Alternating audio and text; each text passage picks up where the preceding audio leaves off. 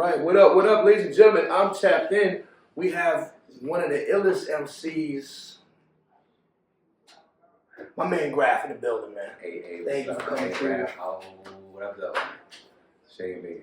What up, though? Yeah, this guy's been a problem for a long time, just lyrically, and I feel like you kind of found your lane at this point. Like, you know, mainstream rap is so weird and politics, and I feel like you were very lyrical, amazing MC. You could make a hit record, yes, of course, but I love that you were like, you know what, I'm gonna just do great, dope projects with bars and not, you know, focus on the big single, more focus on just putting out quality music. It made it fun again, for real. Like, to just be able to just rap and make a living off just rap and bars and music you want to do. Yeah. I was always under the impression that business-wise in this music business, you know, where music business, where music is this big, business is this big. I was always under the impression if you don't have a hit record or you're on the radio, whatever the fuck it is, mainstream-ish, you won't make a substantial living in the business. Right. That was the impression, being from New York and watching radio go to the South and all this weird stuff, and us not get support in the city for a fucking decade. That's what it felt like. And the result of that had street niggas like myself in the street, hard body. Being a rapper is your most expensive bill ever. It's more than your mortgage, it's more than your fucking kids' college tuition, it is your most expensive bill.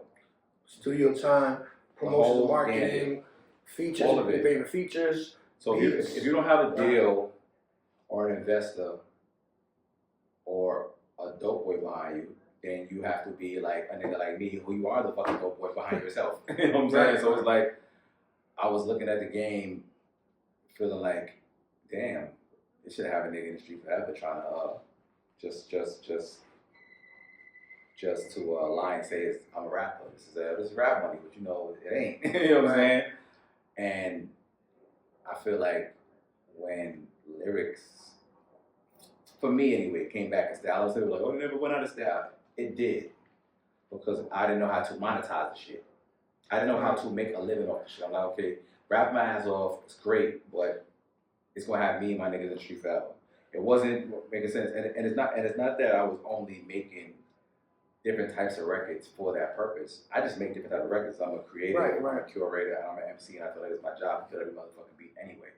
It just so happens that now I could actually make a living just making whatever the fuck I want to make. Right. But not that I don't want to make other records. I like to make, I make every kind of record because I'm just a fucking creative person. But right. What the fuck is the funnest to make is making the most money now, and that is amazing. You know what I'm saying? Just making gangster cool, boom bap, hip hop shit is actually paying the bills. I'm like, oh, this is fucking heaven sent. It's like, there is a God. This is great. You know what I'm saying? That's how I feel. I mean, I feel like there was always a lane for that. It's about how you market it, what lane you get in with that. Like, you had your Kendrick Lamar, you had your J. Cole. I'm gonna be honest, I didn't know there was a lane for it in terms of making the kind of money I wanted to make. In terms of making the money, I wish I was hanging out with you more, because back in the day, I would have, like, you know, debates about who's the illest MCs, and we would talk about some of the street rappers like yourself, and I would say, damn, I wish they went more in this underground lane, because there's a lot of money there and they could do what they want to do. I didn't know. Because I was going to Rock the Bells, I was around guys like Immortal Technique, Tech Nine, if you ever see his tours. Yeah. These guys are millionaires and they're independent and they're putting out whatever they want to put out. I admire Tech Nine. I wanted to get shows there. It's crazy. If you know him, connect us. I always wanted to get with that guy. Like business wise. I feel like, plus he can rap his ass off. I feel like he's someone that would put out a record with you. Hell yeah, but he's a dope ass. I don't know if he's underrated or not. Maybe he's not underrated. But the nigga's dope as shit. Right. So I just want to make music with him on top of it. I mean, business of course, but I want to make music with that dude. He's fucking dope. Yeah. But I didn't realize that it was financially lucrative until first person that showed me this shit was my nigga Flea Lord. He was breaking down because what Lower East Side. What's going on is that business wise, those deals are structured different. Those tours are different. You're selling merch, you're selling vinyl, you're selling fucking hard tickets. Right. It is a different business model. I didn't realize that at that time. I was like, oh shit, these contracts read different. Like niggas making tapes, vinyl, selling fucking hoodies in the summertime. It's a different business. Collector's items. Bro, it's a different business. Even the way the deal's structured. Most of those deals are licensing deals, 80-20 splits, 10-90 if you got a good fucking situation. They are different deals. It's not what I knew music business to be. Right. So he was the first person that showed me that we had a project together, and then that shit went did well. And then I got with my nigga 38 Spesh. You know, the first thing I got with the Brazilian niggas, shout out to them because they also made it black and white that is fucking lucrative. Yeah. Also this fucking rap again. It's great. I never stopped rapping, just that I wasn't getting the support that I wanted to get in this city on a mainstream level. I realized, I can do it myself, and I don't need none of you mainstream gatekeepers. I don't fucking need you niggas now. That's right. That's what it did. The liberated thing is once I realized the business model changed. He introduced me to it first, and I was like, oh shit. He first person to say, yo, if you put the amount of time into this, that niggas like us put into the street, you'll make the same money you make in the street here. I was like, no way. I seen it, I was like, oh, this is amazing. This is fucking amazing. It's crazy. So shout out to my nigga Flea. He's the first person to show me that. And then when I started to get with Spesh, shout out to 38 Spesh, but I always talk about this nigga in every interview I do because he's such an empowering dude. He empowers his own people. Right. If you're like a black street dude doing this, anything similar to this lane, he'll be like, come, let me show you the way, my brother. He's going to feed you information, which is way better than fucking showing you a bag, quote unquote, a bag. No, the information is where the real power is. That man's gonna empower you with information. You have a nigga like me walking into offices talking to execs way different. Borderline reckless. Niggas be like, like he empowered me in another trust game with information. So shout out to my nigga Spesh, man. He's one of the realest niggas in the business. What are some of the jewels you can give without saying too much? Well, the first one was what I just said, that if you put the amount of time into the craft and the art and the business part of it that you put into the street, because if you are a street nigga, you know you spending more time doing that than rapping. Unfortunately, that's what the fuck it be. Some niggas don't find a balance and they never make it. But they'll make it in that lane and won't make it in this one. So but that was the first year. I be telling my niggas that, because all my niggas outside, I be like, look, if you put that energy into music, which is what everybody's doing now. This is old shit. When I say outside, if they have the talent to go with it. All of the hip hop police crap, we're not talking about. This is old stuff. Everybody's rapping, all right? I'm saying, if you put that energy into this shit, you do make that level of bread. You know what I'm saying? It just doesn't look like it, but it's true. So all my street niggas out there, it's real shit. If you put that same amount of attention and time into this shit, it's the same amount of bread. Also, what I like niggas to know, if you're really outside, you already doing corporate shit, you just doing on the block. Don't shortchange yourself. The same knowledge that it takes to be successful on the block is the same knowledge it takes to be successful in this business, corporate America, anything to do with numbers and math, nigga, you doing it already. You got transferable skills that work here. You outshine niggas in corporate America actually with the information that you know, because you could assess situations differently and attack them better. You know what I'm trying to say? So the amount of skill it takes to like really do that well, right. You gonna kick ass in business. Because you're doing business at a high level already, you just don't realize it. So I try to empower people to tell them, like, you can take that same mentality and do it right here. Watch the fuck happen. I would say, man, you also have to have the talent, though. Not every street dude could be a great rapper. That's a fact. I've seen some of the illest street dudes become the worst rappers. What's crazy is whack niggas make it every day, B. You can be trash and still get to it. You gotta be passionate about it. You know what I'm saying? Yeah. You gotta be passionate about it. And one thing Spesh told me that I took to heart. He said, because niggas always be like, I gotta get a record deal, I gotta do this. He was like, no, you fucking don't. We have more power than them.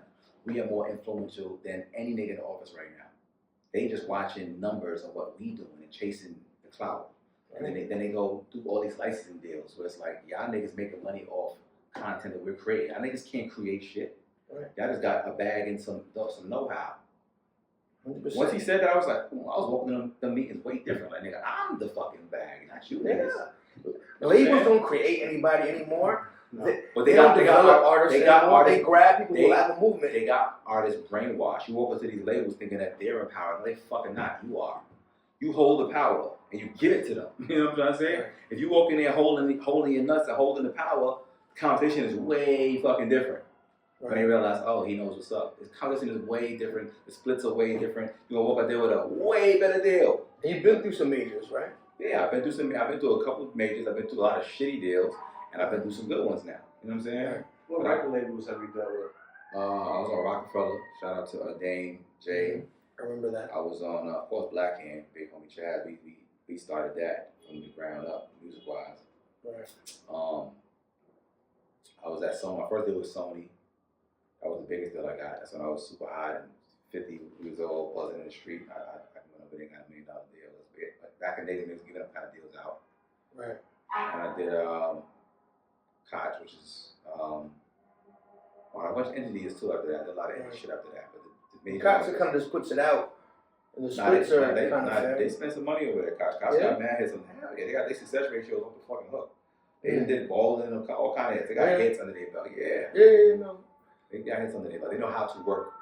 Dipset, D Block. All that. They kicked ass. And a lot of the Griselda shit. They did a lot of shit.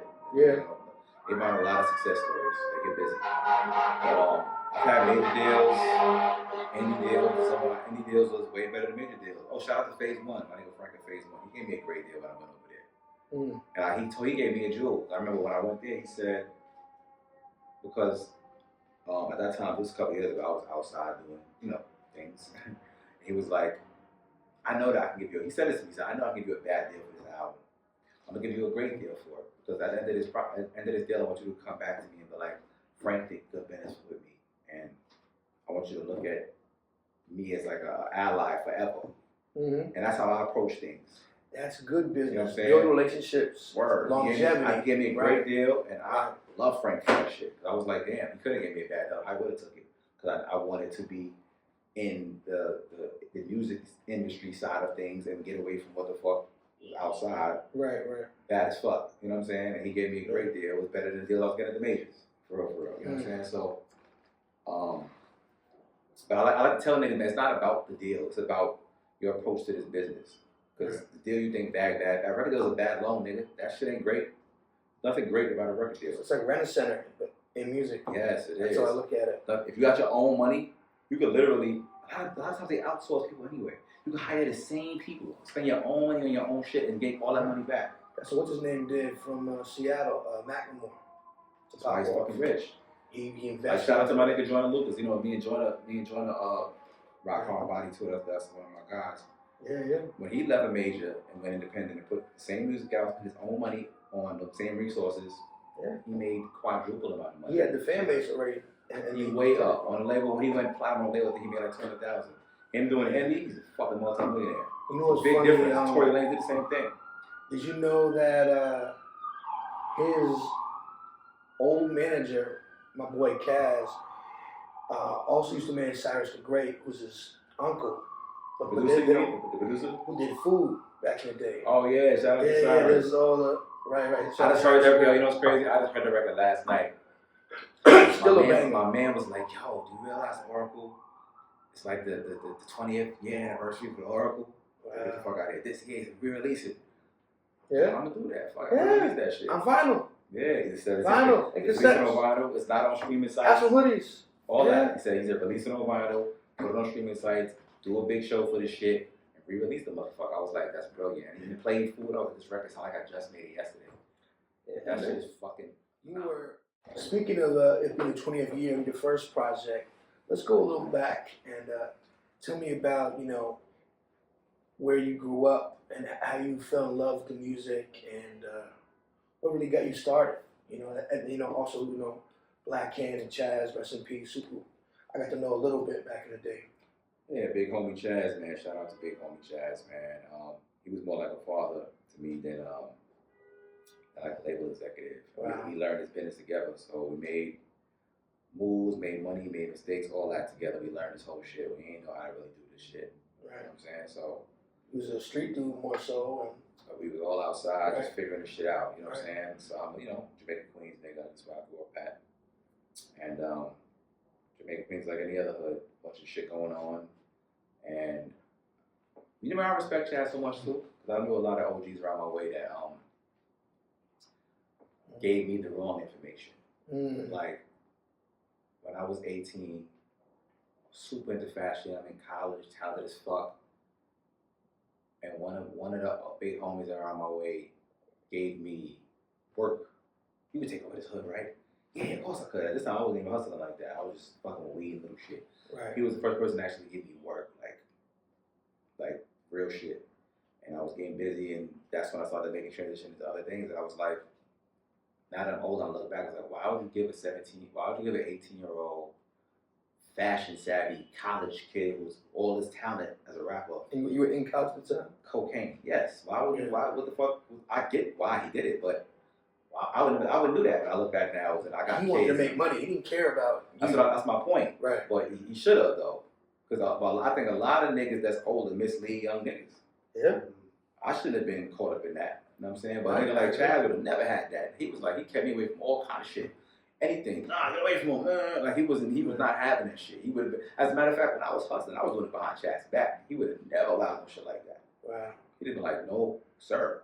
You know what I'm saying? He wasn't co-signing that shit. Nah, he wasn't co-signing none of that shit I was outside doing. But I think about it, I'm like, damn, certain, I see happen every day. Certain OGs mislead young niggas. Like, right. but I didn't realize that till I got older. I was like, damn. I looked up to him so much. And Chaz is the illest. Chaz is the illest, bro. Like, I'm never going to do it, but I always wanted to rob a bank. And when he talks about his life, and this is something he talked about, so it's right. You know, I forgot, he robbed like 20 banks or something, or more than that. It was 60, crazy. Nigga. He robbed 60 banks in under 60 seconds, nigga. Chaz is the greatest. Oh my God. Do you realize that, I mean, they had the special on BT, was it American Gangster? yeah, but many people wanted to do his movie, his lifestyle, his movie. Like Denzel wanted to do Chaz's story before he did Frank Lucas. I remember Frank Lucas and Nicky Bond, all those was his circle, that was his friend group. Right, You know what I'm saying? So. I didn't realize he was that much older. But yeah.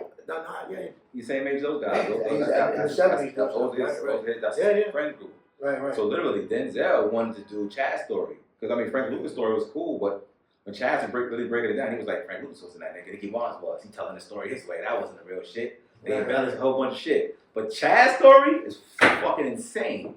He literally robbed over 60 banks in under 60 seconds. And the way he did the shit, they was already bank robbers. They got arrested for bank robbing. But they college students, so they young. Right. And then while they in prison, they got hip to some program that was going to come up to allow work release or something. Yeah, to allow inmates had this weekend work release. Some weekday work release program. But they got a chance to go to college in the daytime and back to prison in the evening.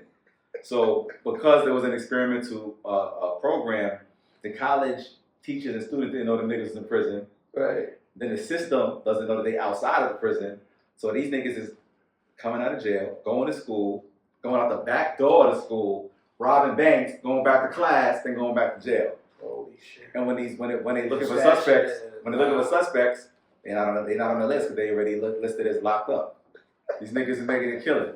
I was like, yo, who the fuck wouldn't want to watch this in a movie? It's crazy. His life story is so crazy they have to make it a series. You can't fit all that shit in a 2-hour movie. It's crazy. I feel like they have to rush through shit to put it in 2 hours. You need to help make that happen. That's enough story. Is he still alive? No. Chaz passed in 2019, man. Yeah. But when I do my own life story, I'm gonna incorporate some of his story is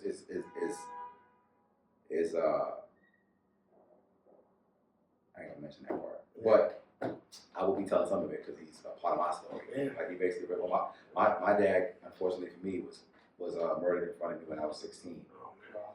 So Chaz was the dad for me. You know what I'm trying to say? For real. He was the father figure I knew after that. Yeah. So I remember, so my people was cool with him, and they reached out to him, and then you, and that's how you ended up rocking my birthday bash. Right. Back in, I want to say 08 at South some Pole. shit like that. Yeah, I remember. Shout out to Illa G was also here. He also rocked that show. Indeed. And it was Torre rocked that show. It was a good show. Yeah, it was. It should be crazy, man. Life is just crazy, man. We figured this music shit out together. Right. And I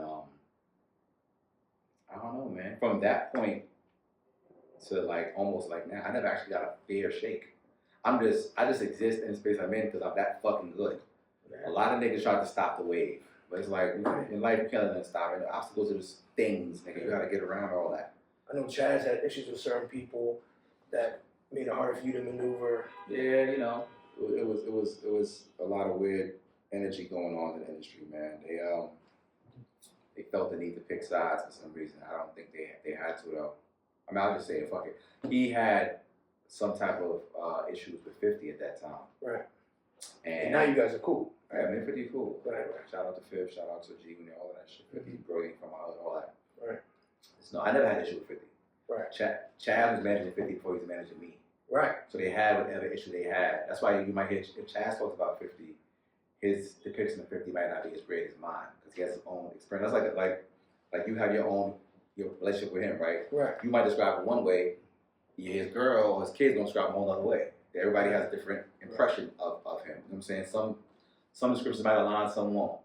So, right. And you can't tell his brother how to feel about him or his ops how to feel about him. His ops got something different to say than you got to say. You know what I'm trying to say? So the point is 50 might describe Chaz as different than I would. I feel Chaz is 100 most official nigga on the planet. I'm not wavering from I thought that from day one. And most niggas feel that. I think 50 feel that too. He just feel he got his own personal thing with him and that's just what it is. But whatever issues they had, number one, don't concern me at all. So I never asked about it. It's not my fucking business. And two, it always made niggas say, Grafh is blackball, Grafh is blackball. He can't get on to this Chaz 50 shit. I did hear that and back then. Yeah, I rapped about it, I spoke about it, all that. But it's like, as I look back, hindsight, I don't think it was necessarily being blackballed per se, that 50 Cent is actually actively blackballed. No. I think it just forced, I don't even know if he was or not, I'm not even going to comment on that. Right. But I think what really happened is that it forced the industry niggas to choose. Take sides. Right. They chose sides. I don't feel like they didn't have, I mean, that's, 50's a polarizing person. He make you pick sides automatically. I've tried to be cool with both sides before and it did not work out. It doesn't work with a person. It never works. Fifth, but it's funny, Fifth. I try to be neutral, but people like Fifth, if you watch Fifth, Chaz is so influential. Yeah. The way Fifth is, you can tell he learned all that shit from Chaz. Chaz is very art of war as driven person. Like Chaz is a militant-minded, gangster genius. You know what I'm saying? So if you're around a person like him, young, you're going to take influence and take the jewels he has to give you because he's a walking book of information. He's just going to give you jewels all day. Just watch him, you're going to learn shit. So a lot of 50's information I took from him because he's around young. So he's like a mini Chaz, for real. You know what I'm saying? Yeah. So it forced niggas to choose. And unfortunately, at his success level, y'all gonna choose that. Right. And then I'm coming to the game with real fucking gangsters that make y'all nervous. Right. So if you're an exec and you already got money, you're not gonna choose to break bread with a nigga that make you nervous. You're gonna placate us until you fucking comfortable. Leave. Right. Yeah, so it's like, but you're not an overly aggressive person. Like, I'm a cool nigga, man. I niggas stop being scared of me, please. Be my motherfucking friend now with the bag. You heard? All the tours, all the motherfucking endorsements, all the shit. Like, but I mean, my best behavior. Leave me the fuck alone, nigga. Word. I mean, I've known you for at least 15 years. But when I came, I ain't gonna lie. When I came in this motherfucker though, we was kind of aggressive. Yeah, all of us. Cause that you were more the entourage around you. Everything, man. That was the climate of New York. It was about that. Back then, it wasn't about collaborating and touring niggas. It was like, fuck your crew, I'm the shit. Da da da da. That was the energy of New York back then. Right. So I was on my bullshit, especially when I'm young. Like I'm fucking in college. I gave me a fuck $100,000. I ain't give a fuck about nothing. I wasn't trying to be niggas' friends. I was on some bullshit. So a lot of it probably my fault too. You know what I'm saying? As I grew up in this business, it's a lot of relationships that I fixed because I damaged them because I came in like a wrecking ball with that kind of attitude. I wasn't coming in trying to make friends. I gave no fucks though. If you listen to my whole record, you know how many niggas' names that fit into cool metaphors? I got this, just bow, bow, bow, drive by. I ain't got a problem with you, but your name rhyme with this. Fuck you today. You know what I'm saying? Like, I gave no fucks. I came in like that. You know what I'm saying? And I wasn't thinking business mind on a level headed because I'm a kid. What a kid is. I'm not thinking about business. I'm just making hot shit, doing what I want to do. And I truly did not give a fuck about collaborating or being friends with niggas. I probably at that age, I did not want to be cool with nobody. That was the mentality. And this is a gangster city, though. It wasn't about being friends and this is not just New York. We don't do that shit. You know what I'm saying? I feel like a lot of Brooklyn artists was working together though. I mean, you had your certain issues. Well, niggas figured it out over time. Remember, back then niggas wasn't collab. I mean, I guess it was, but it was still my crew, that type of energy. Back then, that's just what the fuck New York City was. It's still like that because we think about it from the street. If I'm getting money on this block, I'm not fucking trying to collaborate with you, nigga. So we got that street mentality still. Right. You're not thinking about, like, if I got this corner and you got that corner, we're not collaborating, doing shit together. So it's like, fuck them niggas. I got this, you got that. Let's both invest and take this and this too. But that's the mentality now. You would be thinking about that at 18, 19. Nah, You're like, fuck them niggas on the other side. We doing this. I mean, I definitely made mistakes in the industry too. I'll break down one. So I was working with Big Lou from Jersey at the time, and he had just had to split with Street Sweepers. Right. And he put out a diss record. And I was doing a lot of online promo marketing, email blasts. And in my mind, I'm cool with Slade. Rest in peace. Shout out to Slade, by the way, man, because he's he's the reason why I'm here too. I wouldn't even have had a real shot if it wasn't for Slade. Slade is the reason why Grafh is on. There's no debating that. That's such a big part of my history. So we got to shout out Slade. He led the foundation and gave me a shot when I didn't even know how to get a shot. I had no idea how to. I was going to St. John University studying medicine to be a doctor. Wow. I was not shopping a fucking demo. I was outside hustling. I was going to school to be a doctor. I paid for school, doing with fucking cash, nigga. That's what I was doing. I wasn't shopping a demo app, but I was just really good at rapping. You know what I'm saying? Yeah. I started buzzing and doing it for real. But it was a dream that I wasn't necessarily chasing at first. It was like a hobby, and it became real. Like, as a matter of fact, I used to battle on VCAP TV back then. I heard about that. Smoking niggas. Harlem and Brooklyn, right? Harlem and Brooklyn. I heard about you battling everybody in Harlem. Killing all the Canarsie niggas. Killing all the Harlem niggas. Yeah. And my boy Verse talked about that to me. Yeah, I was going crazy. Because all those verses that I was rapping over the years, got hot with, I had all of those verses memorized. I had like 100 4-minute rounds memorized. I was like, nigga, I'll smoke whoever, wherever. Ooh. Nigga, I remember Clark Haynes would call me like, yo, so if somebody was in the studio that was nice, he'd be like, yo, I'm calling Grafh, where you at? Just come up here, let's just come. I come and smoke whoever's there. I was like, I don't give a fuck who's there. So my attitude was really like that. I didn't care and I wasn't trying to be cool at that age. Did you battle anybody that became known or who was known at that time? Back then, Shells, who else got on? A bunch of niggas, who else got on? Battle rapping niggas. I don't remember who else got on though. I can't remember, man. There's so many niggas. Any battle rappers? They got into that circuit. At that time, I don't remember. Maybe it was just so many people, man. Names is hard. Names is hard. Remember those names? I don't remember, man. It was more like a lifestyle then. It was for the love. It had nothing to do with no fucking business. Right. You know what I mean? But then we went from that to, it's like going from varsity to the league. You know what I'm saying? So then it got real and it became business. And I had to learn, this is a business, not just do what you want. No, it is about tours and endorsements and collaborations and actually doing business. For the first few years, I'm just rapping. I wasn't thinking about the actual business. You know what I'm saying? And then when you realize, I'm actually hurting myself, harming these relationships that I could be fostering, making money with. Because this mentality I have is just like kids. That shit ain't business. That's kid shit. How did you fix relationships? Some niggas, I literally went up to and apologized. Like, I was young. I was kind of ignorant to what was going on. I want to apologize to you as a more mature. That's a grown man shit. I'll give you an example, like Wyclef, for example. When I first heard of Rocafella, I said some crazy disrespectful shit about him for no reason on the record because it just rhymed well. Mad disrespectful, and he felt the way about it. And at that time, I was like, oh, fuck. And then I got older, and I was like, I was fucking dumb. It's fucking Wyclef. Why would you do that? So then somebody brought me to the studio, and I took it upon myself as a more mature man, because it's about growth. I feel like every 4 or 5 years, you're a different version of yourself. Like, if you're not, that sucks for you.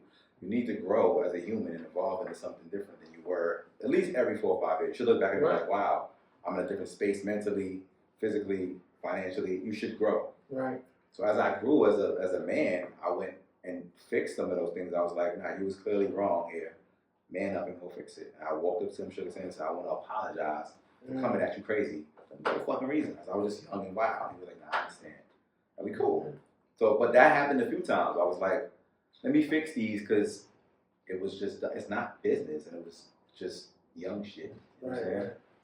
Like if a nigga got robbed, like let's say a rapper got robbed at Tuesday at 5 o'clock. Nigga, Wednesday at 4 o'clock, a rapper's rapping about it.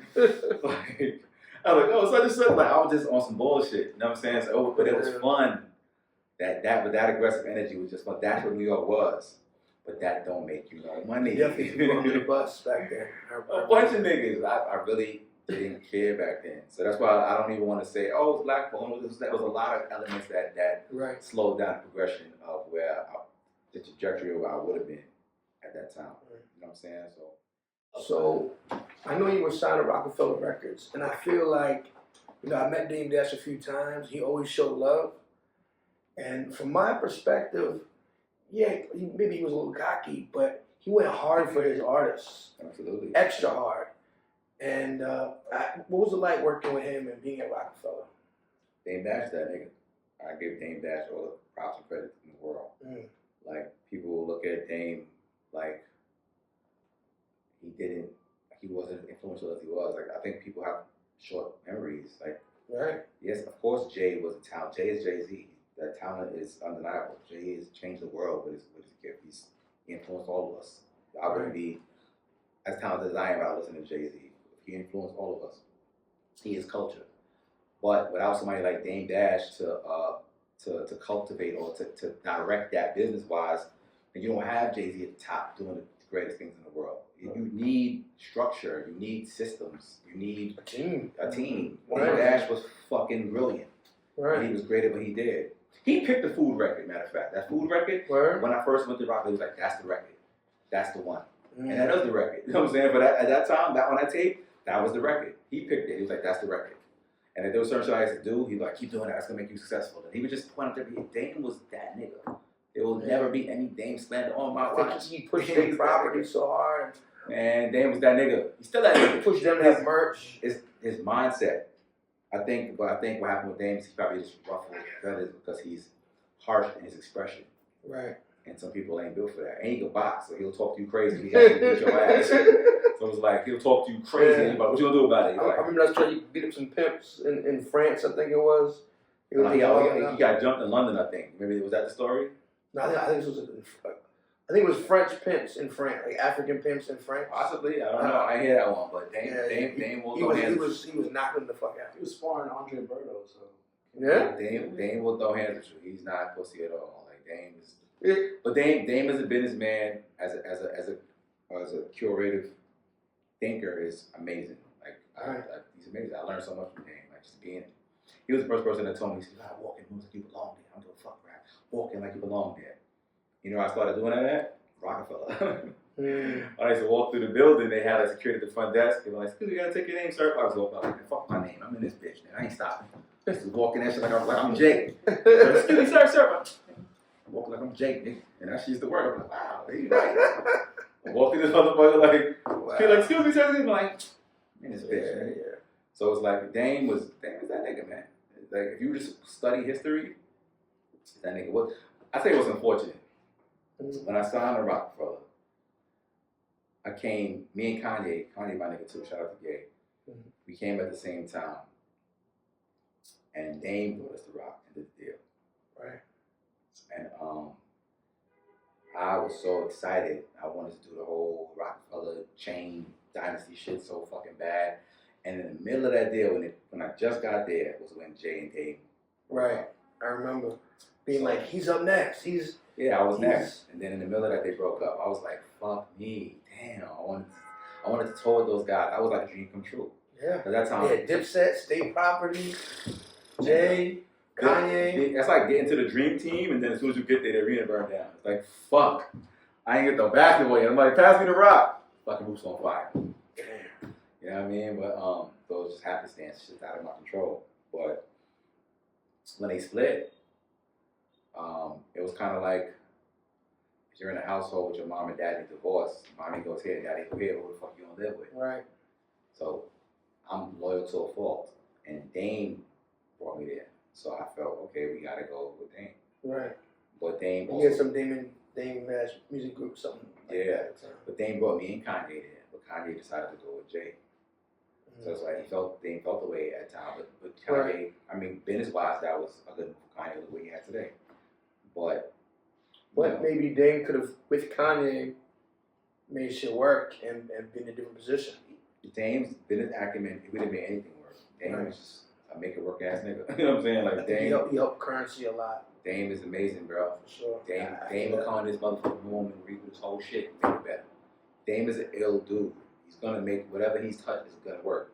Right. You know what I'm saying? I love the whole I'm not working for anybody. I'm not calling another man boss. It's like calling somebody else daddy. Right. And it's funny because people take it wrong because he says it harshly. If you just take bits and pieces of what he says and apply it to your life, it's always gonna empower you.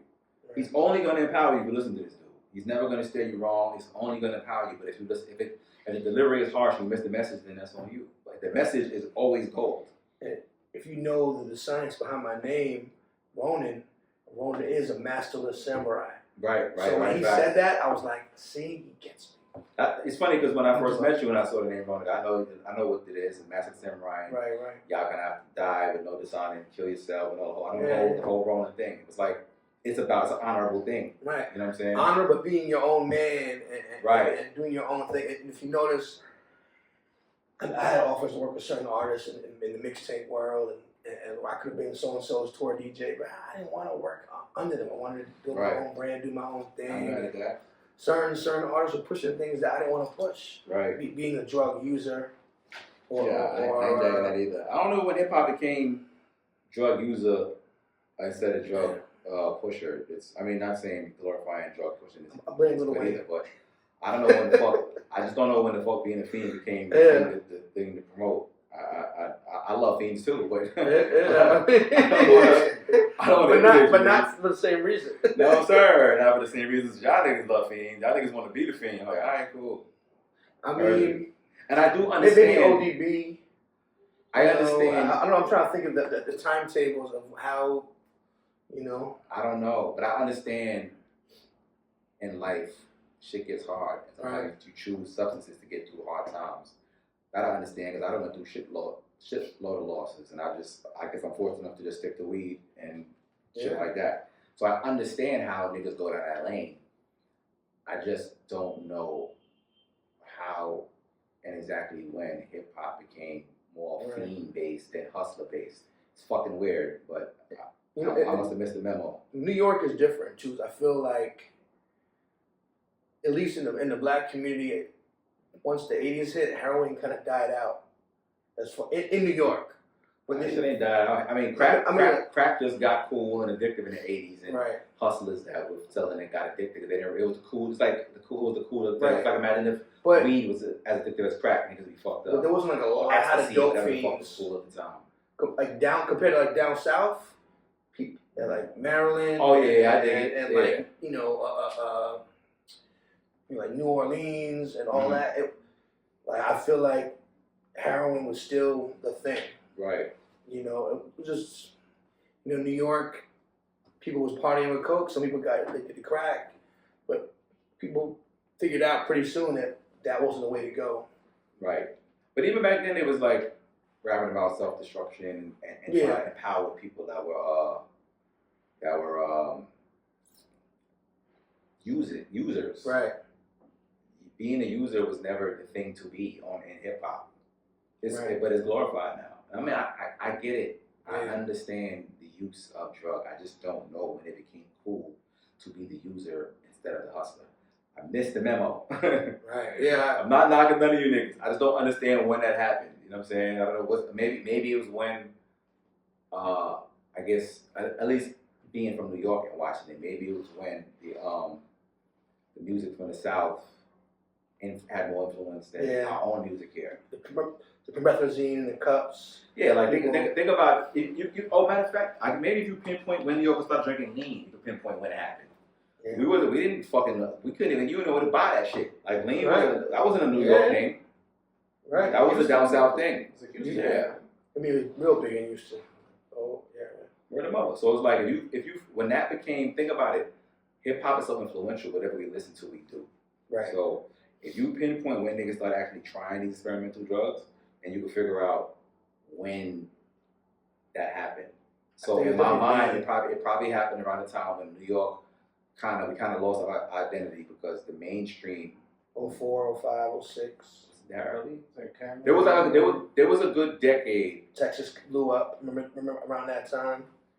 I don't know if we were that influenced when the Texas And I remember New York rappers blaming Texas rappers. Oh, he got me in the lean. He got me. I think it was more when Future blew up. Yeah. Because around that time, in my opinion, New York kind of lost identity, and we weren't playing New York records for like a fucking decade. Right. New York artists couldn't get any shine in mainstream media in the city. Yeah. I used to be mad as fuck. Like, I remember being in the club. I didn't want to blow up DJ because I ain't trying to do that. But I remember it was one night, I think Rick Ross in the club, maybe Future, and it was me and a bunch of the New York niggas. We all in the club. We all got sections. Everybody looking good. And the DJ was only shouting them niggas out. And I walked into him, I was like, what? I was like, what the fuck are you doing? You need to let them know where the fuck they at. Because when I'm in a city, the DJs and everybody make sure I know where the fuck I'm at. If I'm in Cali, I'm in Atlanta, I'm in Houston, the city makes sure the out of towners know where the fuck they at. They make sure it. Like, okay, they be like, let's say, oh, that's a fact. Like, oh, he's big.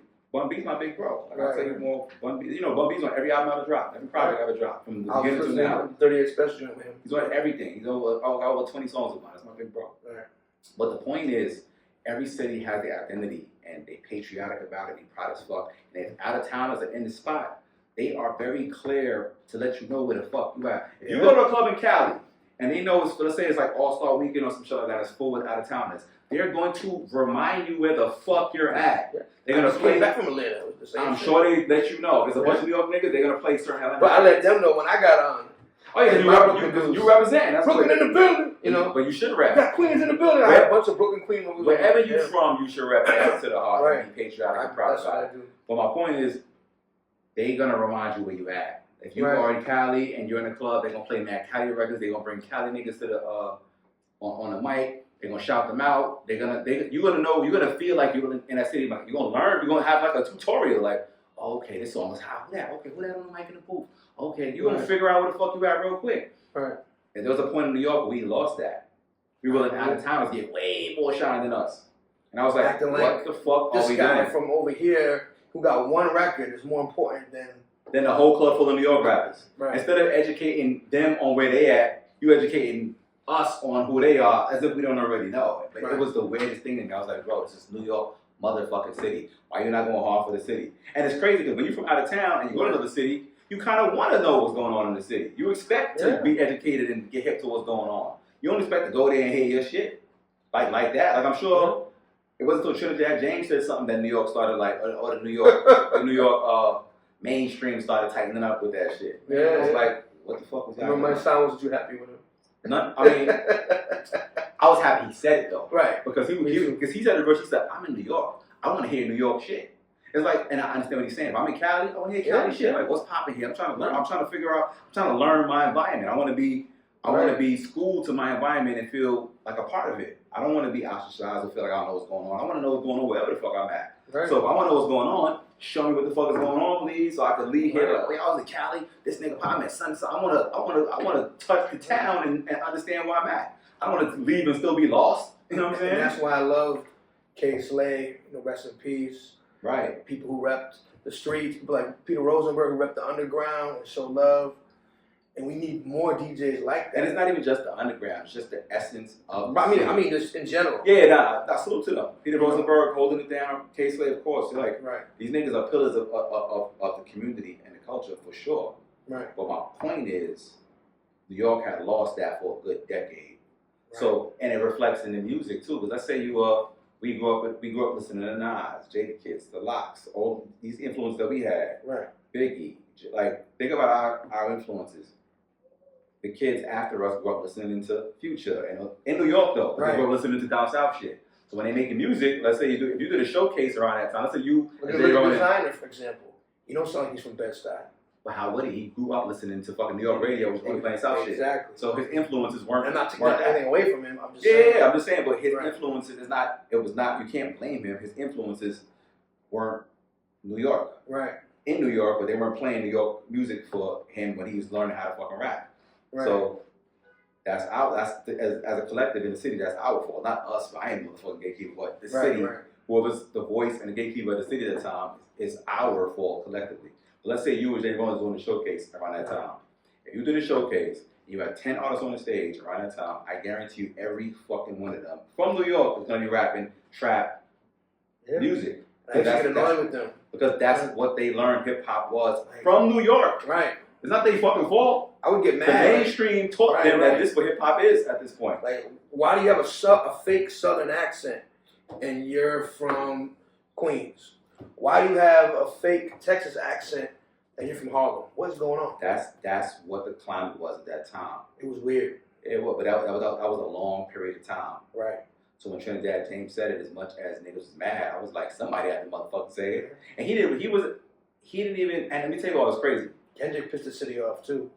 When you say he was the king of New York? Yeah, but he didn't even mean it like that. So right. I still did a freestyle about him too. Me and Kendrick I my nigga. I remember. And when I did that freestyle, because I respect him and TD so much, I sent it to him, J-Rock, Absol, and Schoolboy. I sent it to them first so I could put it out. And they was like, nah, still drop it. It'll be so cool. I wasn't attacking his character. I was just defending my city. So I was like, nah, we still cool, but I'm about to go in on you still. You know what I'm saying? Right. But I sent it to them first so I could put it out because I wanted to maintain our relationship because it wasn't personal. It was Right. That's good. New York. That's how you do it and keep it hip hop. Let me show you what's crazy. And let me tell you why I say it's crazy. When Trinidad James said what he said, he probably said it in a disrespectful way. But I remember at that time, I was in Cali when it happened. So I didn't hear what he said live. I heard it like after. But I remember being, I had a show out there. I was like, damn, if I said some crazy shit like that in Cali, I wouldn't even leave this motherfucking club, nigga. Right. They were like, how am I making out the door if I talk crazy right now on the stage? Right. I was like, so it was kind of weird for me. Like, dang, I kind of let him like leave, go to the airport and bounce. Like, I was just like, but whoever held it down. He got checked a few times because of that though. You have to, because I was in Cali at that time, putting myself in his shoes. Like, if I'm on this stage and I talk about Cali this way, they're not gonna let you leave. I can't make it to this door.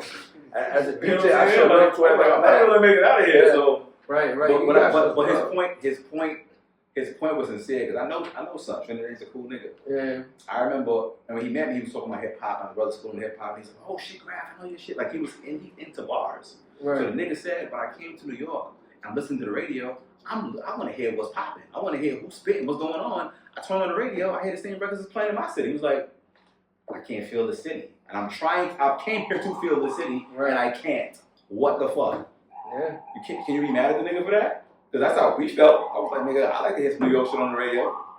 So at that time, the transition was made, and niggas was like, well, now we got to stay in our business and really become New York again. Right. And I was happy. I was like, yeah, nigga, this is New York, so we should act like it. I feel there was so many artists at that time who wasn't getting that love, who was making waves and touring, whether it was Joey Badass or Action Bronson, for example, or Sean P. or Nems, who was doing this thing hard. There was a bunch of niggas. Bunch more than that. But a bunch of niggas that wasn't getting the love because the radio has but so many slots, and if y'all not sharing them with the artists in the city, then what the fuck? Right. We got lost. I feel like I feel like we're in a better place now where New York has its identity again, and I'm happy about that because we are New York, and every city is who they are, nigga. Whoever you are, be that, nigga. The fuck, you're not going to Cali and hear a bunch of New York records on the radio or a bunch of fucking records from Kansas, and like you're not. The city has an identity, and they don't hold that, and it's the gatekeeper's responsibility to hold that. Because me as a fan of music, if I go to another city, I want to hear what the fuck's going on. You know what I'm saying? And this is New York, motherfucker. So, or how do you feel about drill rap in general, as far as the MCing level, bars level, and content, and how it's influencing young people? My take on drill is double-sided because to me it's just another genre, which is good. I like to see hip-hop evolve and grow. Right. I don't like to hear anybody rap the same or sound the same like any other artist in any genre. Right. So some of the niggas are skilled, some of them are not skilled. But that's not just drill, that's with just music, period. Right. Some niggas suck, some niggas are good. It's just that for some reason some of the records that suck are still making it, so we're forced to fucking be influenced by them shits. But the ones that are good are good.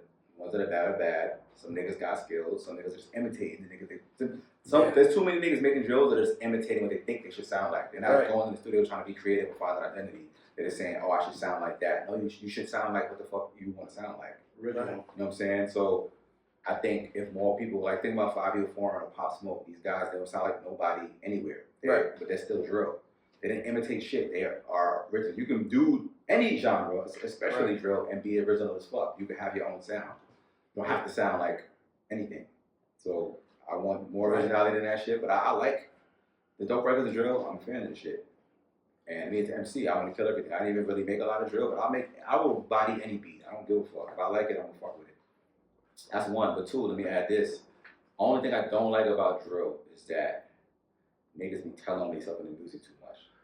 That shit I hate. And I be trying to school young niggas I know, like, bruh, do not talk about real incidents in your motherfucking Tell music. stories, made up stories. Change the name, change the location. Don't name the location. Just rap, nigga. If you really got a op down the street, don't be like, my op on 86th Street, when I see you, I'm like, what? Back in our day, nigga, if you said on the record, that means you don't want no smoke, nigga. Because you know what's going to police status. You can't talk about what you about to do to a nigga. Right. And they actually will do it. Or if you did slide and you rapping about it, what are you talking about? You trying to go to jail or you just want to just see what jail is like? I feel like the same way you said about putting time into your business side of music. Mm-hmm. Some of those artists need to put more time into rap skills. Because some of them can rap the ass off. You know, Right. Chef G can rap. You know what He's I mean? nice. Shout out to Chef G. Shout out to Sleepy Hollow. I like what them niggas doing. That's drill. Them niggas is fire. Right. They got their own sound. Right. So But for me, like, them niggas is fire. it's so weird. I'll be recording people. It'd be like dope MCs will bring their kids to record in my home studio. Mm. And the kids are like good kids. But then they're rapping like 22 G's, gang, and my ops, this and that. You don't got no ops. Right. You're not in a gang. What are you talking about? That's the thing. You are 13 years old. Let me tell You you what's can barely crazy. rap. Put some time into It was crazy. it. I developed a school curriculum program. I'm actually in schools, teaching hip hop in schools now. Multiple schools across New York City. So it's a really dope program too. It's called Music Therapy, where I showcase how to express themselves and release emotion via hip hop. This shit is therapeutic for me. I went through so much shit. Without hip hop, I would have needed a therapist a long time. I actually got a therapist for the first time now in my life. I went through so much. I'm like, I'm a little nuts. I need to like get some help sorting this shit out. But the music, Taking care of your mental health. absolutely, because my shit is little. But the music for me was therapy for so many years. I said I want to get that to these other kids. So me and my partner, Chaz, Baltimore, created an actual school curriculum where we're in school teaching hip hop. In New York or in Maryland? Both. We're doing it countrywide. I taught it in Arizona. I'm in a bunch of schools in New York though. Okay. So any principals watch the interview, holler at me. We can work it out. Come to the school and really educate these children because they need creative outlets to express themselves. I mean, the truth comes out in the arts. So we definitely are hands-on on the ground, really showing kids how to rap, how to record, how to make money in the industry, but most importantly, how to get their feelings out in this music and express themselves in a healthy way. And in doing so, I get them away from this. The first thing I tell them is like, listen, in this course, all ops live. I ain't trying to hear that shit. I don't give a fuck about an op. What you went through that's real. Let me know about you. What hurts? Let's talk about that. They be like, oh, all right. And they start getting into their feelings for real. And they start saying things they never said out loud in their life. That's how it happens to this music shit. You start saying shit that you never said in a conversation. The truth comes out. Your soul put into the music, not just. My nigga, if you hear some of the shit these kids be saying, you be like, but they've been through grown man shit already at 12, 13 years old. They got some real shit to say, bro. One kid was like, he's mad at dad out of his life. He don't want to talk to girls. Another kid said his mom left the dad and his stepdad is abusing him. Mad truth be coming out in this fucking music for these kids, man. So I'm so happy they have me and us in there really helping them navigate their feelings because especially as young black and brown kids from the hood, all you learn is anger. You don't learn love or expressing your emotions. You learn how to not express them shit. You learn how to not show love and just be angry. You know what I mean? So we're helping them kids for real. But bringing back what you're saying, I brought that up to talk about the drill shit. All they want to do is rap on drill, which is fine, but I'm showing them how to do it in a more creative way. Because the first thing they talk about is, we can't curse? Nah. We can't talk about ops? Nah. I'm gonna fuck about your ops. What happened yesterday? You seen an op yesterday? Nah. What happened yesterday? Let's talk about that. Like, all right, and we start getting into what they really feeling. All they know is, God, boom, nigga. You know what I'm saying? Gang. Yeah, we ain't Skirt. We not doing it. There ain't no gang shit happening right now. What the fuck is going on in LA for real? Yeah. You don't want to read no case, kids. Nah, I want to hear some pain, bro. Talk about, they got a lot of pain they dealing with, these youngins outside. Yeah. A lot of niggas outside. A lot of these kids are outside already. You know what I'm saying? Unfortunately. Because like there's certain schools I go to, right, where we teach the financial part of the music business or just business in general, and we like bring fake money to the class so they can learn how to count money and learn how to budget. And some of the more innocent kids, that's great activity, it works. And some schools you go to, they be like fake money. Like, I done made this, that. I'm like, oh, you outside already, young. Put the fake bread away. I got this. This is else for you. It's crazy. Like I understand why drill is so gangster because these youngins they really outside already. You know what I'm saying? Right. And they're not stopping that because the hood is the hood. Salute to the program. It's called music therapy, man. Therapy. Shout out to us and all the principals that allow us to influence these kids in a positive way, man. We're really doing some great work in these schools, for sure. Right. By the way, how did you link up with rest in peace, DJ Shay? Oh, man, DJ Shay is my guy, man. Shout out to DJ Shay. Shout out to Benny the Butcher and Hope Rosella. That project was fire. Oh, man, it really was. Thank you, man. Shay is such a dope producer, man. Every beat he sent me had to be in my bag. That's why I said they live in Atlanta. I went to Atlanta and recorded that in his studio. I met Griselda in Atlanta. Yeah. Back when they was at A3C, handing out CDs and just building their brand up. It's like 2014. Every beat Shay sent me was so crazy, and then Benny was a part of it too. He was picking some of the beats for me too. Like, yo, try this Grafh. I'm like, yeah. I like to just fuck with other airs and opinions with some, because I can hear a beat that might be fire and miss it, or it could be. Or a lot of times I be picking weird beats that niggas don't be jacking sometimes, and I might make something that niggas can't really make. Sometimes I like niggas in the room to be like, try this one. I'm like, all right, bet, we do that. So Shay's amazing. I was gonna actually move to Atlanta. If Shay didn't pass away, I was gonna move to Atlanta and really lock in and just keep working. I was like, the vibe we had was so stupid, and we made that project, that shit was just flowing, bro. I was like, I might stay out here and fuck with you. This is great. And Benny, my nigga. So like all the BSF dudes, my guys, man, they're just good dudes. Griselda, all that. Those are homies. I think you was touring with them, right? I did 2 tours with them. I did one domestic and we did one overseas. Right. So them niggas is he about to go on, I might be on some dates on his other tour. Like shout out to Benny, man. It's a good dude. I like the street guys that come in this shit and win, man. I like to see the guys from the street get the opportunity to change their life, make money in this business, empower their friends, buy their mama a house, all that shit. I am a fan of that. That's why I say I don't knock drill or any fucking music. If that allows you to get out the street, employ your people, and buy your mama the house, nigga, I'm supporting it. But I feel like get out the street, don't then take that money and put it back into the street and encourage people to... Oh, no, because then you trick yourself out of their position. If you don't take the opportunity that God gave you to get out the street and change lives, right, then you blow it and you end up back in jail and you sitting in a cell crying. Everybody want to glorify jail, but niggas don't talk when they in that cell crying, nigga. Because they regret the shit and be like, damn, I'm losing my girl, my mom's, all like, niggas be fucking crying. Niggas ain't happy to be in jail at the end. Nobody's happy to go to jail. You're just happy to say you came home, nigga. Let's stop the cap. Nobody is fucking proud of prison. It fucking sucks. You know what I'm saying? You just want to brag about, I just came home. Yeah, no girls, no family. You can't make any money. No. Well, you can, but not like sucks. outside. It fucking sucks, man. You want to be free. That's why I hate niggas be like glorify it like that's where you want to go. Because as a young nigga, I felt like I was supposed to go to jail. Like, oh, you're not really if you don't go to jail. How the fuck is that in my head? She shouldn't normalize this shit. I shouldn't feel like I need to go to jail. Like, niggas can't wait to go to jail. They don't want to go, but they can't wait to say they came home. You just want to, oh yeah, I just came home. Like, come on, son. That shouldn't be life goals. We all fucked up in the game. Did the 38 Spesh album come out after the DJ Shay album? Yes, sir. No, I did the Shay album first. Then I did Good Energy. Right. And then I made a 38 Spesh album. That was Art of Words, which is fucking fire. Right, I was listening to that earlier. And drum roll, me and Spesh got another album done. And it's fucking fire. First single, me and Method Man. Method Man's going retarded on my shit. We shot the video 2 weeks ago. Stupid. Came out already? No. None is out. I didn't hear this one. You know what I'm saying? It ain't out. Nigga, Meth caught up. Body on my shit. Let me tell you who went crazy. Meth went crazy on the album. Tyler Kweli went stupid on the album. Jim Jones went crazy. You know, I was trying to fuck with the rappers, man. Loaded album there. It's retarded. He always does. I got a record called Rocafella Chain. That sounds like a fucking 2007 Rocafella record. And it got Freeway, PD Crack, and fucking Beat and Nevis Bleak on shit. I got Bleak out in his bag. Nigga, Bleak was crazy. Bleak got super nice before he started falling back from the rap shit. I got Bleak on the joint. People don't realize that. shit. Like, Bleak got nice. And you know who's doing the intro? killed most You know who's doing the intro for that song? Mm. Pain in the ass.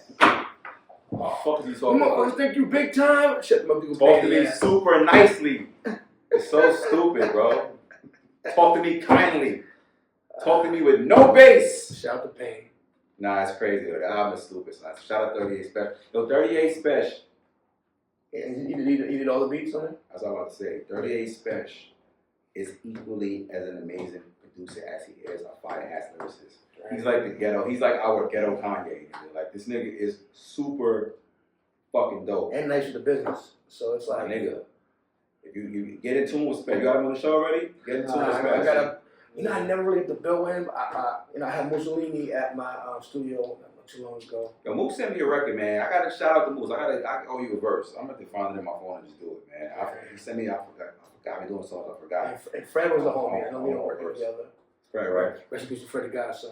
Fred, yeah, absolutely. Right. I think his birthday is coming up, right? Is it this weekend? I'm not sure. Rest in peace to Freddie Godson. You know what's crazy? So crazy. Me and Freddie Godson was doing a secret album when he passed. Niggas didn't even know that. We just gonna do it and just drop out of nowhere. We did one song, and then he writes in his head, so a lot of it didn't get recorded. I remember I sent him another joint. He wasn't texting me back. I'm like, man, text me back, man. I was like, I did my verse, I'm waiting. Then I seen him post a picture in the hospital. I was like, oh shit. And then he didn't make it back to us, man. Rest in peace to my brother. Rest in peace. We had one bar that I always remember. It was, and Joe Clark's my neighbor. I live by the principle. It's fire. Simple, but it's like... Inspired, yeah. Now, he was in that movie, and then... He was a thinker, led by the principles. Yeah, he was a thinker. The project was about to be stupid. We was going to do like a quick 6-7 song joint. It's like, whoop, Merry Christmas. You know what I'm saying? Right. But we didn't get to execute that. We only made one song. We rapped on the fucking the Shaq Field. What's that beat again? The Shaq Field. Can't Stop the Rain beat. Oh, with a big. Yeah. We can't stop the rain. We flipped that beat. Yeah. Fire. That's the only one we did. We didn't get the video. Oh, we should have did it for that. We did a song, did a video for that. And he's like, we was doing a couple more joints and. The video come out for that? Yeah. I gotta go back and watch it. Yeah, it's cool. We shot some quick shit in Heat Maker Studio. Shout out to him. Shout out to Awesomeness. Nice. But yeah, we're gonna drop a secret album on niggas, man. Shout out to my boy. Oh, question. Who did the beat for that Rocafella change? Special the whole album. Oh, Special. I was in my mind when I heard that. I was like, "Oh, what if we got Just Blaze?" Or that'd be crazy. That'd be crazy. I ain't gonna hold you. Nah. Especially the whole album. It's like right. Of course. 12 or 13 joints. I don't even remember. But he did the whole shit. Spesh is nice, bro. I know. Spesh is that guy. My brother Planet Asia did a project with him. Huh? Me and Planet Asia are super tight. Shout out to Asia, man. That's another nigga I gotta work with. We still ain't doing that. Come on. Yeah, I owe him over. We owe each other verses. Me and AJ, we talking about making a record together for like a decade now. Like, my nigga, we got to do it. That's funny, but we can't wait. Next time he's in New York, just got the whole I'll pull up. Yeah, I'll pull up. We got to do that. Like, he did a whole album. When you ask him, he's gonna be like, it's all long overdue. We've been talking about this for like literally 10 years making a record together, just one fucking song. Yeah. So we're gonna make that happen for sure. The fans would eat that up. We're gonna do that. You know, I did some crazy with last night. Corey Guns. I was just having one. I did a banger with Corey Guns last night. Stupid. We gonna keep going. What's going on with Corey? I feel like he needs to. I told him that. Put out more music. He's so good. He's so good. He just got to just dump. Shut out independently. The way Corey is so good, man.